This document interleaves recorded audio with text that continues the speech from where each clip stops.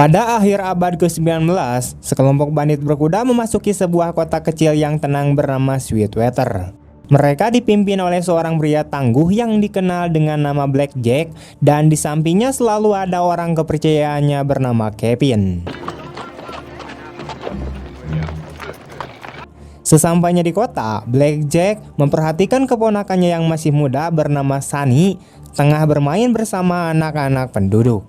Pemandangan itu membuat Blackjack ragu, di mana dalam benaknya muncul pertanyaan, apakah Sunny benar-benar pantas hidup sebagai penjahat seperti dirinya? Perasaan tidak yakin itu membuatnya segera menegur Sunny, memintanya untuk bersikap lebih layak sebagai anggota geng dan berhenti bersikap lembek. This ain't no porn social, you understand? Tak lama berselang, Blackjack memerintahkan kelompoknya untuk merampok bank di kota. Di dalam gedung bank, ia mengancam pegawai dengan senjata dan menuntut agar brankas dibuka. Namun ketika pegawai itu menolak, Blackjack dengan kejam menembak salah satu jarinya agar tunduk.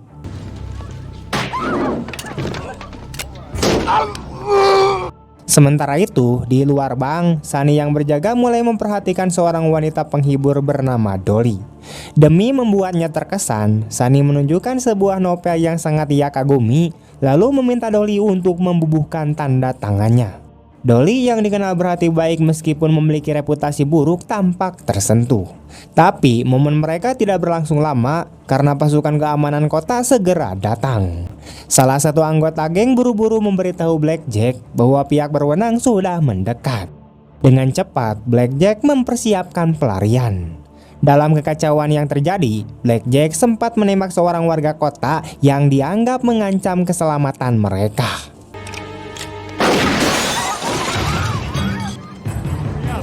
Hurry, let's go!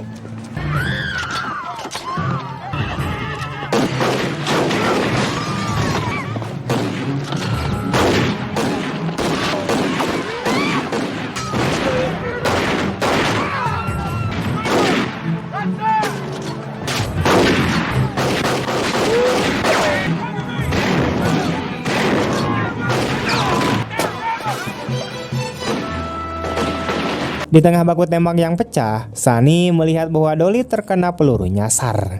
Ia pun segera berlari untuk menolongnya.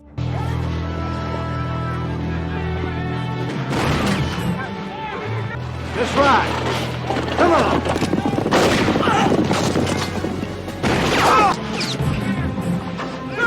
Di perjalanan, ia juga menemukan seorang anggota geng yang terluka parah. Tanpa ragu, Sunny membantu keduanya. Setelah melalui kekacauan itu, para penjahat berhasil kabur membawa hasil rampokan mereka.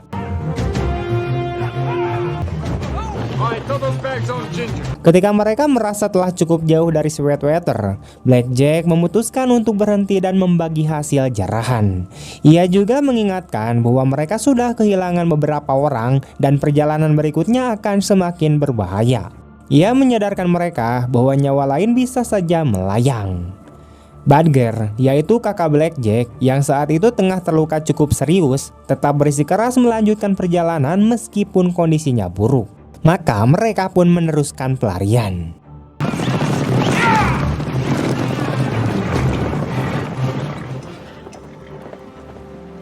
Beberapa jam kemudian, Blackjack mulai menyadari bahwa pasukan keamanan masih membuntuti mereka. Tidak ada waktu untuk beristirahat, mereka harus terus bergerak. Sunny yang khawatir akan kondisi Badger merasa bahwa saudaranya itu butuh waktu untuk beristirahat. Tapi Badger tetap ngotot ingin terus melaju. Sayangnya, kekhawatiran Sunny terbukti benar. Badger semakin tertinggal dan kehabisan tenaga. Melihat kondisi tersebut, Sunny memutuskan untuk tetap berada di sisi Badger, mendampinginya dalam sisa perjalanan yang semakin berat. Esok paginya, karena kehabisan darah dan kelelahan, Badger terjatuh dari kudanya. Merasa ajalnya sudah semakin dekat, Badger memohon agar seseorang mengakhiri penderitaannya. Namun tak satu pun dari kelompok itu bersedia melakukannya. Saat kelompok meninggalkan mereka, Badger memanggil Sunny dan memberinya nasihat terakhir, di mana ia meminta Sunny agar meninggalkan kehidupan sebagai bandit dan mencari jalan hidup yang lebih baik, berbeda dari jalur kelam yang selama ini mereka jalani. Dengan napas terakhirnya, Badger meminta keponakannya itu untuk menembaknya. Meski Sunny belum pernah menembakkan senjata ke siapapun, ia dengan berat hati memenuhi permintaan pamannya dan mengakhiri kehidupannya. Suara tembakan itu terdengar oleh Kevin yang langsung mendatangi mereka. Ia mengapresiasi tindakan Sunny dan mengatakan bahwa akhirnya Sunny telah menunjukkan nilai dirinya. Namun tiba-tiba dari atas tebing terdengar tembakan lain. Rupanya pasukan keamanan masih terus mengejar dan salah satu pelurunya mengenai kaki Sunny.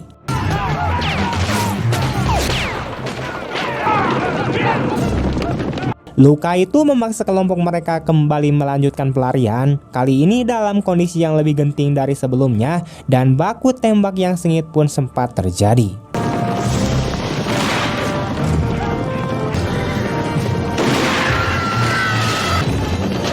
Saat melarikan diri, seekor kuda yang membawa hasil rampokan kemudian tertembak.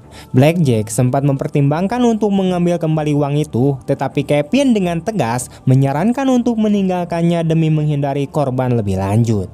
Akhirnya, pasukan keamanan menghentikan pengejaran mereka.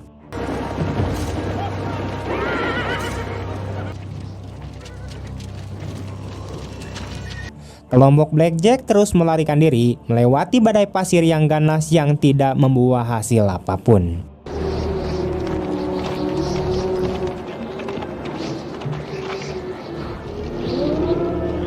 Setelah badai reda, mereka menemukan diri mereka berada di landscape hijau subur yang sangat menakjubkan.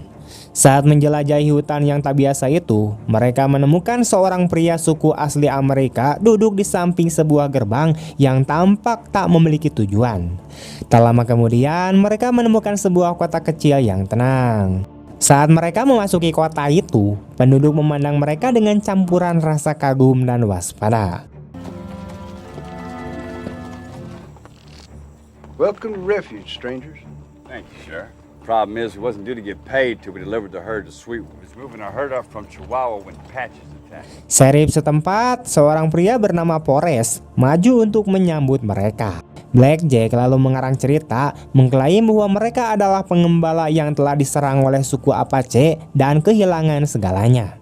Menunjukkan kemurahan hati yang luar biasa, Sheriff Forrest menyambut mereka, menawarkan tempat untuk beristirahat bagi kuda mereka, minum gratis di bar, dan kamar hotel tanpa biaya.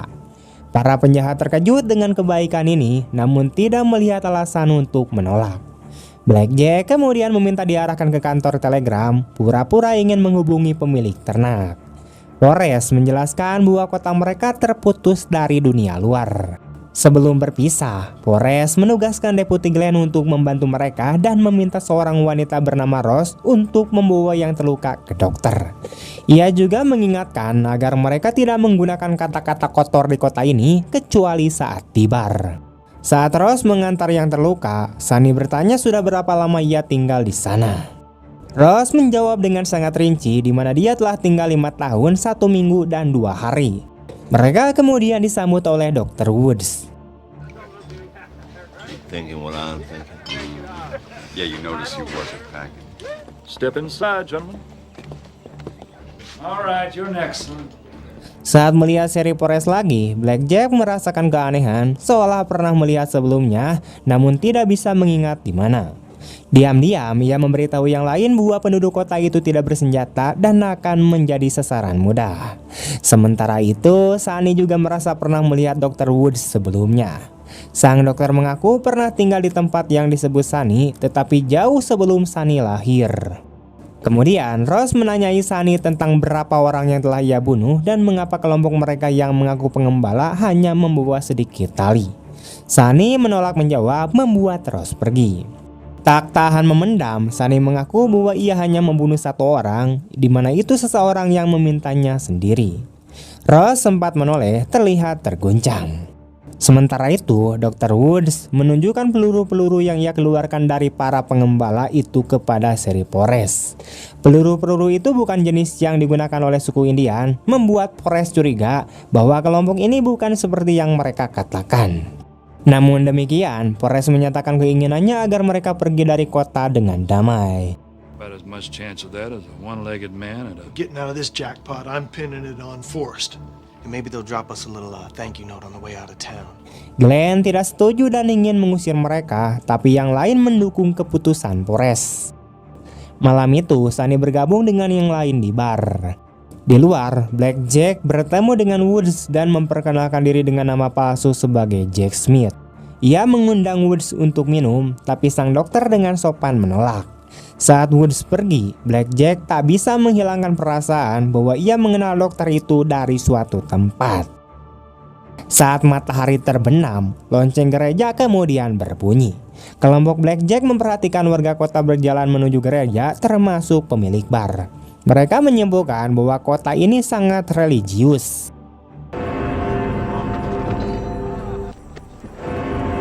Kevin berkomentar bahwa misi mereka akan mudah di tempat seperti ini. Saat Sunny bertanya apa yang Kevin maksud, Kevin dengan dingin menjawab bahwa itu bukan urusannya. Setelah kebaktian, Sunny mendekati Ross untuk menjelaskan bahwa pria yang ia tembak sedang sekarat dan memintanya untuk diakhiri. Ia ingin Ross memahami niatnya dan juga mengaku memiliki perasaan padanya. Tiba-tiba, Kevin yang mabuk mendekat dan menyerang Sunny karena berani mendekati seorang wanita lebih dulu darinya. Kevin bahkan mencoba menggoda Ross. Hal ini membuat Forrest marah, tapi sebelum Sheriff bisa bertindak, Kevin mengarahkan pistol padanya. Sebelum Kevin sempat menembak, Sunny dengan cepat memukulnya hingga pingsan. Sunny meminta maaf dan bertanya apakah Kevin harus dipenjara, tapi Forrest menjawab bahwa mereka tidak memiliki penjara. Ia lalu menggandeng Ross untuk menjauh. Y'all go to bed. What the hell happened? I didn't see. I think, Well, likely somebody fell him. Blackjack kemudian bertanya pada Sunny tentang apa yang terjadi. Sunny mengaku bahwa ia hanya pingsan karena terlalu banyak minum. Keesokan paginya, Forrest melihat Sunny menyampaikan kepada Blackjack bahwa ia ingin berbicara. Sunny yang penasaran kemudian bertanya berapa lama Forrest telah menjadi sheriff. Forrest menjawab bahwa ia telah menjabat selama 10 tahun. Setelah Forrest pergi, Sunny membuka novelnya dan sangat terkejut. Sheriff itu sangat mirip dengan Wild Bill Hickok, yaitu penembak legendaris yang tewas pada tahun 1876 saat bermain poker.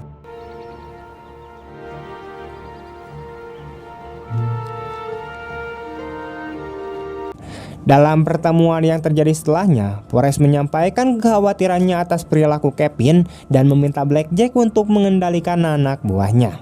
Blackjack ingin tahu siapa yang memukul Kevin, tapi Forrest mengklaim bahwa Kevin hanya mabuk dan mungkin jatuh sendiri. Tertarik, Blackjack bertanya mengapa Forrest tidak membawa senjata. Forrest hanya menjawab bahwa mereka punya cara sendiri. Selanjutnya, Kevin dan Sunny pergi ke toko Brooke untuk mencuri amunisi. Sebagai pengalihan, Sunny mengajak Brooke untuk berbincang tentang novel. Brooks menyebut bahwa ia memiliki banyak novel klasik yang dijual. Saat itu, Sunny menyadari bahwa wajah Brooke mirip dengan Jesse James, yaitu penjahat terkenal yang dibunuh oleh gengnya sendiri tahun 1882. Brooks membantah kemiripan itu. Percakapan mereka kemudian terganggu ketika Kevin menjatuhkan barang saat menyembunyikan amunisi curian. Kevin kemudian membagikan amunisi curian itu kepada kelompok mereka.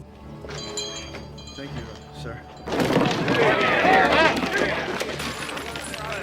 Namun mereka melihat Brooks sedang berbincang dengan Forrest dan tampaknya ia menyadari pencurian tersebut. Lelah berpura-pura, Blackjack memerintahkan anak buahnya untuk membuat kekacauan. Ketika kekerasan pecah, Forrest dengan sopan meminta Blackjack untuk menghentikan anak buahnya, namun diabaikan. Forrest kemudian berdiri di depan pintu gereja, tetap tenang saat pisau dilemparkan kepadanya oleh para bandit itu.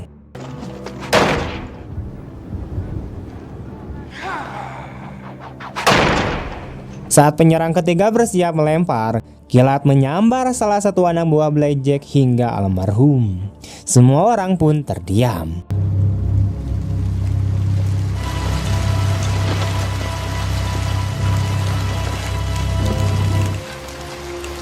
Penjaga gerbang kemudian datang dan membawa tubuh itu ke gerbang misterius di luar kota. Malam itu saat Sunny tertidur, ia terbangun oleh suara kereta kuda. Warga kota keluar untuk menyambut seseorang pendatang baru bernama Dolly. Sunny terkejut bukan main, yakin bahwa Dolly telah meninggal dalam pelukannya di Sweetwater. Namun kini ia berdiri dan tersenyum. Kusir menyerahkan mawar putih kepada Forrest dan berkata secara misterius bahwa ia akan segera pulang. Keesokan harinya, Sunny bersikeras bahwa Dolly telah meninggal. Dolly kemudian menyangkal dan mengaku bernama Api. Kecewa karena tak mendapatkan jawaban, Sunny menguji Dr. Woods dengan memanggil namanya. Reaksi cepat Woods seolah hendak mencabut senjata. Sunny menganggap ini sebagai bukti bahwa Woods adalah Doc Holliday, yaitu dokter dan penembak legendaris yang meninggal karena tuberkulosis tahun 1887. Tetapi Woods kemudian membantah. Namun kecurigaan Sunny semakin kuat. Ia percaya kota ini adalah tempat perlindungan bagi para penjahat legendaris yang dianggap telah mati. Ia bahkan menyebut bahwa Glenn adalah Billy the Kid. Woods balik bertanya siapa Ross sebenarnya membuat Sunny terdiam. Sunny kemudian bertanya mengapa mereka membiarkan Blackjack masuk. Saat berbicara, Sunny secara tidak sengaja menyebut nama asli Blackjack yang memicu ingatan Woods tentang perampok kereta api terkenal. Woods memperingatkan Sunny agar memilih jalan yang benar sebelum nyawanya melayang. Sunny kemudian menghadapi Lam dan menuduhnya sebagai Lefty Slade, yaitu penjahat lain yang diyakini telah tewas. Lam kemudian membantah hingga Sunny melihat luka tembak di pergelangan tangannya. Lefty Slade akhirnya mengaku. Namun percakapan mereka terganggu ketika dua anak buah Blackjack merusak kebun Lefty. Marah, Lefty menembak salah satu dari mereka.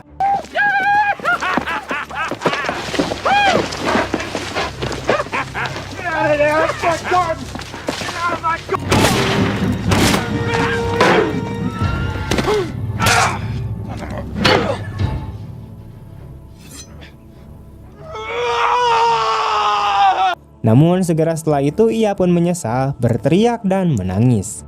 Warga kota kemudian segera berkumpul melihat Lefty berjalan dengan penjaga gerbang menuju gerbang berkabut. Ia tak pernah kembali lagi. Sementara itu, anak buah Blackjack melanjutkan kekacauan. Forrest akhirnya memanggil Blackjack dengan nama aslinya dan memintanya untuk keluar. Blackjack mencoba untuk menyerang tapi pukulannya meleset. Forrest bisa saja menangkapnya tapi ia ragu. Glenn, no!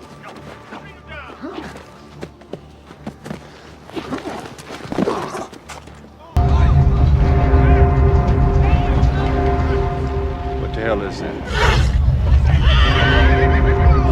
Tiba-tiba gempa bumi mengguncang kota. Blackjack kehilangan rasa percaya dirinya. Ia mengumpulkan sisa anak buahnya. Sunny berusaha bergabung tapi Kevin menghalanginya. Sunny menyelinap masuk dari pintu belakang dan mendengar rencana mereka untuk menghancurkan kota. Kevin bahkan mengklaim bahwa ia telah menguasai Ross. Sunny menemukan Ross di danau.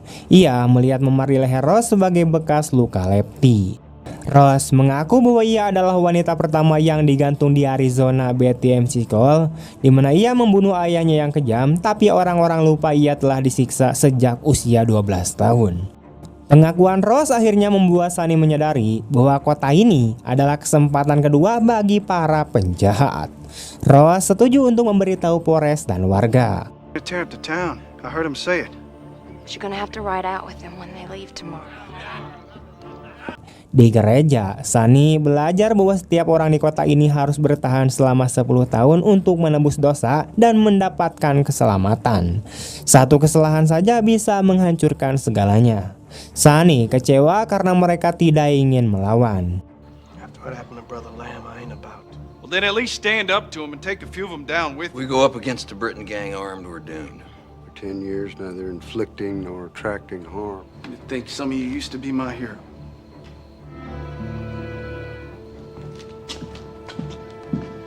Saat ia mencoba pergi, Blackjack dan Kevin menyergap dan memukulinya. Warga kota hanya menyaksikan saja, tak ingin mempertaruhkan keselamatan mereka. Sunny kemudian terbangun di kantor Dr. Woods. Ross meyakinkannya bahwa ia masih hidup. Forrest meminta maaf dan Sunny bersumpah untuk melindungi kota. Yes, Sonny. It's too bad. Keesokan paginya, meski lemah, Sunny bersiap untuk menghadapi Blackjack, yaitu sepupunya sendiri, karena Sunny telah memilih jalan berbeda. Ross memintanya untuk lari, tapi Sunny tetap teguh. Forrest kemudian bergabung dengannya, terinspirasi oleh keberaniannya. Yang lain pun akhirnya mengikut. Woods mengingatkan Forrest bahwa ia hanya punya 5 jam lagi, tapi Forrest memilih untuk bertarung. Brooks dan Glenn pun mengikuti mereka. Sunny kemudian berdiri di sisi Billy the Kid, Bill Hickok, dan Jesse James. Blackjack memerintahkan anak buahnya untuk membakar rumah-rumah. Tapi Bill dan yang lainnya akhirnya mendekat. Kevin mencoba menyerang, tapi Hickok lebih cepat.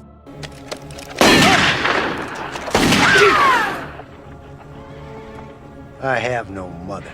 Penjahat lain mencoba menyerang dari belakang, tapi Doc Holliday menembaknya. The odds are getting better.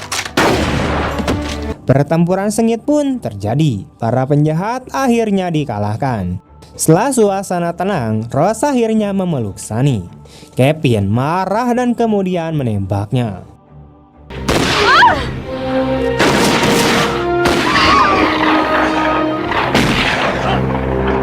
Tapi Sunny menembak balik dan akhirnya membunuh pamannya. Meski terluka, Sunny tidak merasakan sakit.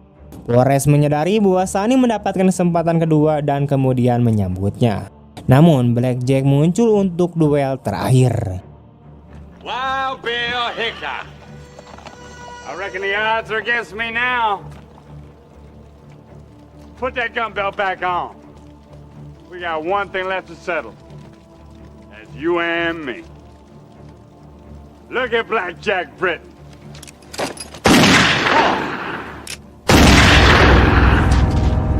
Forrest akhirnya menembaknya di kepala. Penjaga gerbang kemudian datang membuat tubuh Blackjack dan Kevin ke jurang api. Mereka menjerit kesakitan saat dilahap api.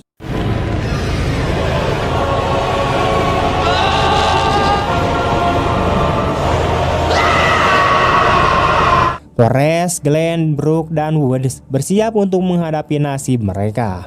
Tapi kereta datang. Kusir kemudian tersenyum, mengatakan bahwa pengorbanan mereka membuat mereka layak untuk masuk surga. Ia kemudian mengundang Sunny, tapi Sunny memilih tetap bersama Ross. Forrest memberikan lencana seripnya kepada Sunny. Kereta itu kemudian membawa 4 legenda ke surga, tempat mereka akhirnya menemukan kedamaian abadi.